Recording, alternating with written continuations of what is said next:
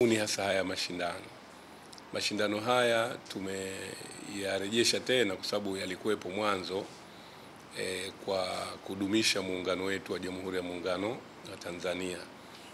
Na kama mtakumbuka, kabla ya muungano wetu huu kulikuwa kuna mahusiano ya kijamii kwa wananchi wetu wa Tanzania bara na Zanzibar.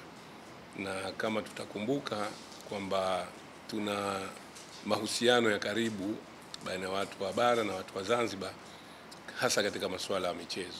Na ukiangalia hata historia inatuambia sosi ya sahau muungano wetu ilikuwa ile mambo ya kutembeleana kimichezo, lakini vile vile kuingiliana mahusiano ya kijamii. Kwa hiyo mwanzo tulikuwa tukicheza ligi ya Jamhuri ya Muungano wa Tanzania, ambapo timu za Tanzania bara na timu za Zanzibar zinashiriki.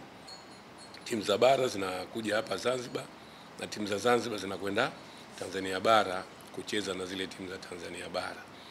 Na mshindi katika kipindi kile alikuwa ndo anayewakilisha Tanzania katika mashindano ya kimataifa, kombe la Afrika na kombe la washindi.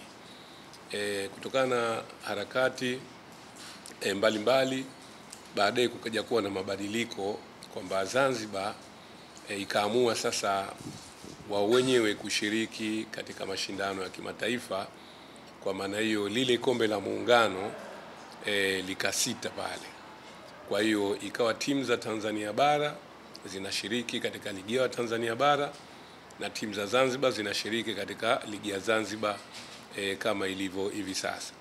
Ni sasa bado viongozi wetu wakaona kwamba iko haja ya kurejesha haya mashindano ya kombe la muungano, ambao kwa kiasi fulani kama ilikuwa ndio sosi ya muungano wenyewe, basi ni vyema wakarejesha yale mahusiano.